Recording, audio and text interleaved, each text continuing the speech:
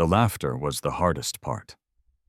My brother Gabriel was already grinning ear to ear as the lawyer slid a stack of stock certificates across the oak table. My cousin Sophia squealed when the deed to a beachside villa in Miami was announced, jangling her diamond bracelets as if the universe had finally given her what she deserved. And there I was, sitting under the gaze of oil paintings and polished brass lamps in that old New Orleans law office, staring at a rotted wooden box the size of a shoebox. Its corners were chipped, its lid warped with age, and when the lawyer pushed it toward me, the smell of mildew wafted into the room. My mother reached over and patted my hand with false tenderness, whispering loud enough for the others to hear, "At least, it's something, Adrian." But the relief in her eyes was unmistakable. My humiliation was complete. Before I go on, I'd love to hear from you. Has your family ever made you feel like an outsider? Like you got the short end of the stick? Share your thoughts in the comments, and let me know where in the world are you watching this from. Don't forget to subscribe if you want more stories, where the truth hides in plain sight. My name is Adrian Marquez. I'm 34 years old, and I teach high school history. Most days I'm content with dusty textbooks, bored teenagers, and the steady paycheck that barely covers the mortgage on my modest house. I never thought of myself as greedy, but sitting in that office with my family reveling in their millions, I felt stripped bare like every Sunday I'd spent with my grandmother meant nothing. The room was stifling thick with the perfume of old money and new greed. Gabriel had already pulled out his phone, probably texting a realtor about flipping another property with his inheritance. Sophia adjusted her sunglasses, though we were indoors, already planning her next photo shoot in front of her new villa. The lawyer, Mr. Benton, shuffled his papers with professional detachment, though even he paused before reading my portion of the will. To my grandson Adrian, he said, clearing his throat, "I leave this box." That was it. No trust fund, no property, not even a dollar amount. Just the box. The silence that followed was suffocating. Then came the snickers. Sophia smirked. "Maybe it's full of mothballs, Adrian. Matches your wardrobe." Gabriel didn't even look at me, too busy bragging to his girlfriend over the phone about a boat he'd buy. My mother, ever the actress, sighed as though she pitied me, but her eyes sparkled with satisfaction. For years, she had reminded me that my grandmother preferred me, that I wasted my life clinging to an old woman's stories and dusty antiques. Now it seemed she had won. But here's the paradox that still gnaws at me. I was the only one who sat with Grandma Isabella every Sunday. The only one who carried her groceries, who listened to her tales of Europe during the war, who brought her coffee when no one else bothered to call. And for all that loyalty, all I had to show was this moldy box. I remember my hands trembling as I lifted at the wood, rough under my fingers, flakes of varnish breaking away like dead skin. Everyone leaned back as if even touching it might stain them. The shame burned hotter than the Louisiana sun outside. Yet beneath that shame, like an ember hidden under ash, there was something else, a question I couldn't silence. Why this? Why me? What none of them knew, what I didn't even understand yet, was that this worthless box was not the end of my story. It was the beginning. I carried that box out of the lawyer's office like it was a brand of shame burned into my palms.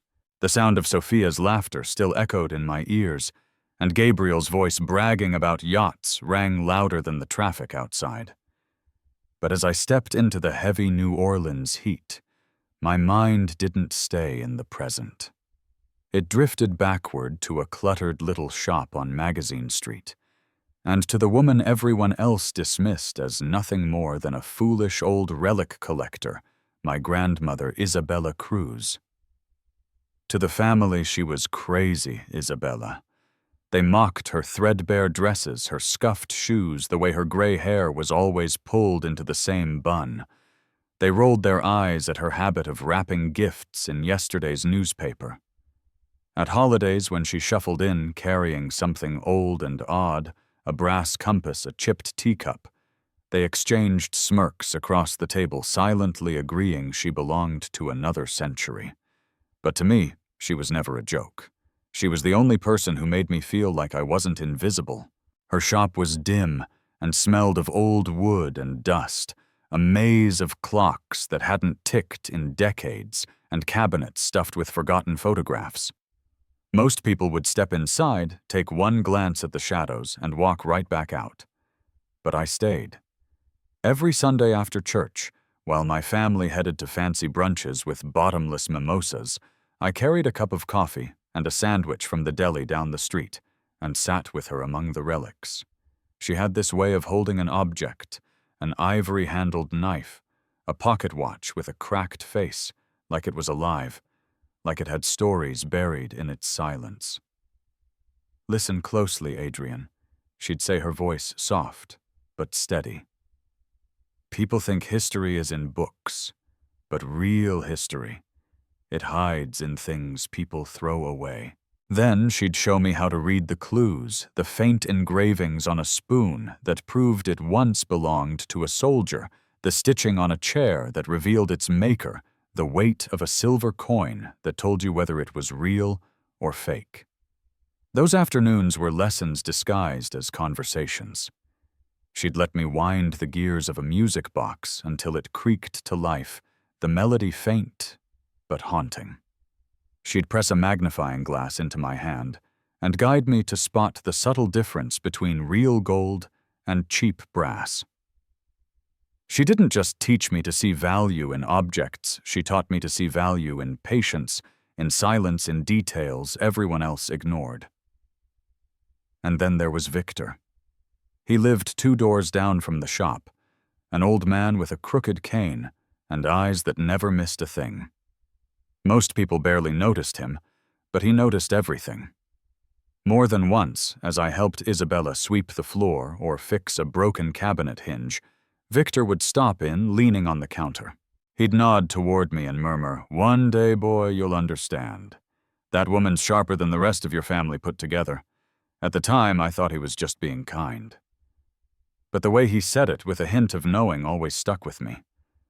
Now, holding that worthless box in my lap, the memory of her words and his warnings pressed down on me harder than the summer heat. My family had laughed because all they saw was decay. But I had learned from her that decay is often just the surface, a disguise hiding something worth keeping. Still, as the car bumped along the cracked streets back home, I couldn't silence the fear curling in my gut. What if this time they were right? What if all I had left of her was just mold and splinters? By the time I pulled into my driveway, the box sat on the passenger seat like a dead weight, daring me to admit I'd been made a fool of. The peeling paint of my little 2-story house looked even more pitiful compared to Gabriel's sprawling mansion. As I stepped inside, clutching the box like a shameful secret, Lucia looked up from the kitchen table. Her smile faded the moment she saw it. "That's it?" she asked, her voice flat, as though she'd been bracing for disappointment but still couldn't believe the scale of it. I nodded, setting the box down. Dust flaked onto the table. She shook her head, pressing her fingers to her temples. "Adrian, after all those years, all those Sundays, she gave you trash." The word stung more than I expected. Trash. Then Matteo wandered in, still in his basketball shorts, earbuds hanging around his neck. He glanced at the box, then at me, and grinned like he'd caught me in a lie. "Dad," he said, dragging out the word like it was a punchline, "you're the joke of the family now." His laughter was sharper than Sophia's. My own son mocking me. I wanted to correct him, to insist that the box meant something, but I had nothing to point to except warped wood and rusted hinges. I felt my throat tighten, and instead of defending myself, I just sat down. The silence was heavier than any words. Later that night, as the house quieted, I carried the box into the garage. The fluorescent light hummed above, casting the wood in an unforgiving glare. I ran my hand along its cracked surface, and for a fleeting second I thought about dragging it to the curb with the rest of the trash. Maybe that would be merciful. One swift motion, and the humiliation would be gone. My phone buzzed in my pocket. A message from Sophia lit the screen. A photo of her wrist sparkling with a new diamond bracelet. Beneath it, the caption, "Sleep well with your little box cousin." I clenched the phone so hard my knuckles went white. That box wasn't just wood and mold, it was a mirror reflecting back every sneer, every smirk, every reminder that in this family I was less than. My chest burned with anger, but beneath it, shame coiled like smoke I couldn't cough out. I stared at the garbage bin, the lid propped open, waiting. I lifted the box, feeling the splinters bite into my palms. This could be the end. Let them all have their mansions and jewels. Let me have nothing. And yet I couldn't move. My grandmother's voice echoed faintly in my head, telling me to look deeper, to never take the surface as truth. Victor's knowing glance from years ago flashed across my mind. My arms trembled. I lowered the box back onto the workbench, defeated, but not ready to let go. It wasn't faith. Not yet. Just stubbornness. A tiny ember of doubt, whispering, "What if they're wrong?" I didn't sleep that night. The box sat on the workbench like an accusation, daring me to prove it worthless. Every time I closed my eyes, I saw Sophia's jeweled wrist and heard Mateo's laughter. Just before midnight, I gave in. I pulled the box closer, snapped open the rusted latch, and lifted the lid. Inside was no treasure, no gleam of gold or stacks of cash. Just a handful of yellowed letters tied with brittle string, a folded piece of sheet music with notes smudged by time, and at the bottom, half buried under faded fabric, a single iron key. It was small, heavy, its teeth worn smooth with age, and the surface spotted with rust. The sight of it sent a shiver through me. I carried the contents into the kitchen. Lucia came downstairs, bleary-eyed, her robe pulled tight around her. She glanced at the mess on the table and shook her head. "Adrian, this is what you stayed up for." Old letters, some moldy paper, and a key to nowhere. "You're seeing what you want to see." Her words hit me harder than Gabriel's mockery. At least from him I expected cruelty, but from her it was doubt quiet and final. I opened one of the letters, my hands trembling. My grandmother's handwriting, careful and looping, filled the page, but it was nothing more than an old grocery list. I couldn't blame Lucia for rolling her eyes and walking away. To her, this was proof of my desperation. To me, it was the sound of a door slamming shut. I sat there long after she went back upstairs, staring at the key. Its edges caught the dim light like a whisper of something more. Somewhere in the distance, a dog barked. The refrigerator hummed. My own heart felt louder than both. The knock at the back door nearly made me drop the key. It was past 1 in the morning. When I opened it, there stood Victor cane in hand, eyes sharp even under the porch light. He'd lived 2 doors down from Grandma's shop for as long as I could remember. He had the look of someone who belonged to another time, someone who knew things the rest of us forgot. "You found it, didn't you?" He said, his voice low but steady. I held up the key. "Found what? A relic." "A joke." Victor leaned closer, peering at it. His eyes widened, and for a moment I saw something rare in him respect. "That's no house key, Adrian. That's a European war-era safe key. I haven't seen one like this since I was a boy. If your grandmother left you, that it wasn't by accident." His words cut through the fog of humiliation like a blade. For the first time since the will reading, I felt something stronger than shame possibility. My grandmother had always told me to look deeper. Maybe this key wasn't the end of her lesson. Maybe it was only the beginning. Victor's words kept me awake long after he left that night. The key sat on the table beside me, its shadow stretching under the lamp like a question I couldn't answer. By dawn, I knew what I had to do. If my grandmother trusted me with this, then I couldn't bury it in the garage. I had to follow it wherever it led, even if that meant crossing an ocean. 2 weeks later, Victor and I stepped off a plane into the cold, orderly streets of Zurich. The air was sharp cleaner than anything back in Louisiana, and the city seemed to hum with a precision that made me feel clumsy just walking down the sidewalk. Victor leaned on his cane, watching the trams glide past.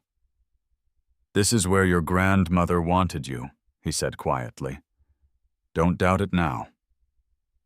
The Swiss National Bank rose above us like a fortress, all marble and glass, its iron doors gleaming in the winter sun. Inside, the air was cool, sterile, perfumed faintly with leather and polish. A receptionist in a charcoal suit took one look at the key I placed on the counter, and her expression barely flickered, but she picked up a phone, spoke rapidly in German, and within minutes we were escorted into a smaller, darker room. The scrutiny was suffocating. They examined my passport. Victor's papers, the key itself. A clerk photographed every angle of the metal, ran his fingers over its teeth, like a jeweler appraising a diamond. I tried to steady my breathing, but my chest felt tight. What if this wasn't treasure at all? What if my grandmother had left me something dangerous? That's when she walked in. Clara Weiss. Her name tag was small, but her presence filled the room. She couldn't have been more than 40, with dark hair pulled into a neat knot, and eyes that seemed too knowing for her calm smile. She spoke English with a faint accent, crisp and careful. "Mr. Marquez," she said, taking a seat across from me, "this account is unusual. It has been dormant for decades. Most of our staff have never heard of it. But records show it was flagged long ago as connected to post-war intelligence operations." The words made my stomach lurch. Intelligence operations. My grandmother, the woman my family mocked as a hoarder, had left me a key that rattled the vaults of history. Clara leaned forward slightly, her voice softer now. "Some accounts from that era," she continued, "were tied to confiscated assets, funds that once passed through very dark hands." "Do you understand what I'm saying?" I did. "Nazi gold. Blood money." My pulse hammered against my ribs. For years I had thought myself poor, scraping by on a teacher's salary, mocked by a family who measured worth in marble countertops. And now here I was, staring at the possibility that the only inheritance left to me might have been born in shadows.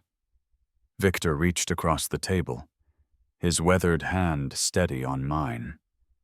"Whatever it is," he whispered, "Isabella trusted you, not them. That means something." But in that moment, sitting under the gaze of Clara Weiss, I wasn't sure if what my grandmother had given me was a gift or a curse. Clara's warning echoed in my head as 2 guards escorted Victor and me deeper into the bank. The corridor's narrowed walls of cold stone, swallowing sound, until even the click of Victor's cane seemed muted. At the end, a vault door loomed, a massive disk of steel with rivets like the edge of a battleship. The guard gestured for the key. My hand trembled as I slid the rusted iron into the lock. For a moment I thought it wouldn't turn. Then, with a groan that sounded like time itself shifting, the mechanism yielded. The door swung inward, and the stale chill of decades spilled into the room. Inside, there was no gold. No bars stacked neatly, no glittering jewels to justify my family's cruelty. Instead, resting on a shelf lined with velvet eaten away by moths was a leather satchel, cracked and fragile. I lifted it with both hands, surprised by its weight. When I set it on the table, dust rose like smoke. I opened it slowly. Bundles of war bonds, their faded paper stamped with American eagles, tumbled out. My breath caught. There had to be millions here, the face values staggering even before decades of interest. Beneath them, wrapped in oilcloth, was a stack of letters bound with twine. I untied the knot, the paper brittle beneath my fingers. The first letter was dated January 1945. The handwriting was precise, almost military in its discipline. "My dearest Isabella," it began. "By the time you read this, I may already be gone. The bonds I place in your care are payment for work that must remain hidden until the war ends. They are not stolen. They are not tainted. They are the reward for recovering what was taken from families who lost everything. If I do not return, protect them. Use them for a future I will never see." The signature made my throat tighten. Richard Hale. I knew the name not from my family, but from whispers in Grandma's stories, her friend from Baltimore, who had once courted her before vanishing overseas. She'd never spoken of him with bitterness, only a sadness that lingered like perfume long after the bottle was empty. I read on. His words spoke of convoys through the Alps, of paintings, smuggled out of cellars, of children's names, scribbled on the backs of photographs he returned to survivors. He was part of the Monuments Men, though he never used the title. And he trusted my grandmother, the woman my family mocked, to guard the bonds that paid for his work. I set the letter down, my chest heavy with something between awe and grief. Victor's eyes glistened as he whispered, "She never told anyone, not a soul." And I realized then she hadn't trusted Gabriel with his hunger for real estate. She hadn't trusted Sophia with her love of sparkle. She hadn't even trusted my mother, her own daughter. She had trusted me, the quiet boy who sat in her dusty shop, who listened. The bonds were wealth, yes, but the true inheritance was her trust sealed in ink across pages I was never meant to see until now. When I stepped off the plane back in New Orleans, the weight of that satchel still clung to me. Not just the bonds, but the letters, the story, the proof that my grandmother had trusted me alone. I knew I couldn't keep it hidden. Silence had been her armor. But for me, silence would be surrender. So I called a family meeting. Against every instinct, screaming to avoid them, I invited Gabriel, Sophia, and my mother to my modest home. The same house Gabriel once sneered at for its peeling paint and cramped kitchen. Now the air seemed charged with something I couldn't name. Gabriel arrived first, his cologne thick enough to choke a room jaw tight, as if he already smelled a fight. Sophia swept in, next, sunglasses perched high, though the sun had long set mascara heavy around eyes that glistened with anticipation. My mother came last, pearls around her neck, her expression a mask that barely covered the unease beneath. I didn't start with small talk. I placed the box, the same moldy, ridiculed box, on the coffee table. My family shifted in their seats. Gabriel smirked. Sophia let out a little laugh, and my mother sighed as if to say, "Not this again." This box. I began, my voice steadier than I felt, wasn't worthless. Inside it was a key. That key led me to Zurich, to a bank vault sealed since the end of World War II. The room went silent, except for the hum of the old ceiling fan. I pulled out the satchel, placed the bundles of war bonds on the table. Their faded stamps glowed faintly in the lamplight. Gabriel's chair screeched as he lurched forward. "Are you kidding me? You're telling us she left that to you? Millions, and you just, hide it in this dump of a house?" Sophia's hand flew to her mouth. Her eyes welled up, but not from grief. "That money. It should be shared, Adrian. We're family." My mother's voice cracked. "Please, son. Think of me. I'm getting older. I need care security.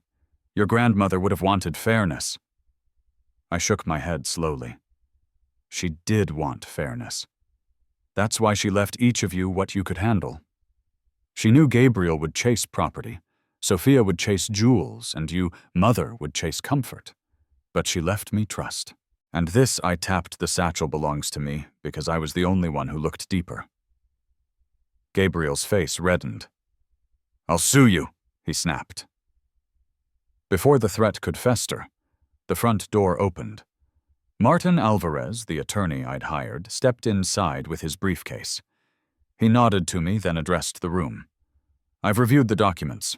Legally, the vault contents are Adrian's alone. The key was not part of the estate. It was the contents of a personal gift. Like finding cash in a wallet. It is indisputable." The silence that followed was volcanic, simmering with envy and rage. Gabriel's fists clenched. Sophia began to sob, whispering about injustice. My mother's eyes glistening with desperation fixed on me, as though I might still bend. But I didn't. For the first time, I didn't shrink under their stares. My grandmother's faith was louder than their greed, and I refused to betray it. The silence after Martin's declaration stretched long and heavy, broken only by the tick of the old wall clock. Gabriel's jaw worked, grinding down words he couldn't force out. Sophia's tears streaked her mascara, leaving black trails on her cheeks. My mother's hand trembled against her pearls, her lips forming prayers that sounded less like devotion and more like desperation. I looked at each of them and realized nothing I said would change who they were. Greed had carved itself into their bones. But I had a choice. For the first time, the weight of the decision rested entirely on me. "I won't squander what she left me," I said, my voice clear. "I'll pay off our debts, make sure Lucia never has to worry about bills again. Matteo and Elisa will have the futures they deserve. But the rest," I paused, laying my palm over the satchel, "the rest isn't mine to keep. It belongs to her memory, to the lessons she taught me." Their faces twisted. Gabriel in disbelief, Sophia in outrage, my mother in horror. "You'd give it away," Gabriel barked. "I'd invest it," I corrected, "in what she valued. In stories, in history, in people everyone else overlooks. I'm creating the Isabella Cruz Foundation scholarships for students of art, history, and preservation, kids who can see value where others see nothing." The room erupted. "Gabriel cursed, Sophia," wailed my mother, begged. But I didn't flinch. For once, their noise no longer defined me. Weeks later, under the bright lights of a small auditorium, I stood on stage beside a banner with my grandmother's name emblazoned in bold letters, the Isabella Cruz Foundation. The crowd was filled with students and teachers, donors, and neighbors. And at my side, holding the first scholarship certificate, was Matteo. I watched him glance at the audience, then back at me. His eyes, once mocking, now glimmered with pride. When he handed the certificate to a young woman bound for college to study history, he whispered, "Dad, Grandma would be proud." The words nearly undid me. In that moment, the laughter of Gabriel, the tears of Sophia, the pleas of my mother, all of it dissolved. What remained was my son standing tall beside me, no longer ashamed of me, but proud to carry on what had begun with a moldy box no one else wanted. I looked down at the scholarship recipient, her hands shaking as she accepted the award, and I heard my grandmother's voice as clearly as if she were standing in the room. "The real treasure isn't what shines on the surface, Adrian. It's what you choose to preserve for those who come after you." My family fractured under envy, each of them lost in their own hunger. But I had found something richer than wealth. In that moment, surrounded by the living proof of her legacy, I understood the true inheritance wasn't the bonds or the money. It was trust, memory, and the chance to give others what no one had given me. And for the first time, I felt like I'd finally become the man she always believed I could be.